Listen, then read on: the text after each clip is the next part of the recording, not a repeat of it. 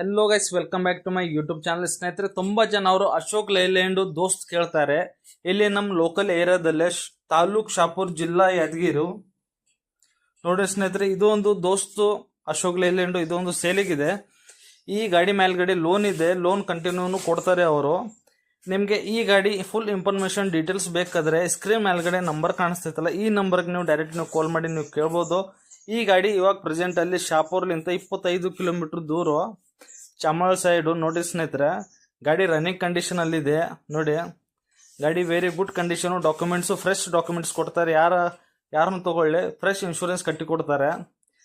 ಗಾಡಿ ಅವರು ಕೈಯಾಗ ಕೊಡ್ಬೇಕಾದ್ರೆ 1,50,000 ರೂಪಾಯಿ ಕೊಡ್ಬೇಕಂತೆ ಕೈಯಲ್ಲಿ, ಕಂಟಿನ್ಯೂ ಲೋನ್ ಸಲಾಗೆ. ಇನ್ನು ಅಲ್ಲೇ 3 ಲಕ್ಷ ಏನೋ ಲೋನ್ ಇದೆ ಅಂತ.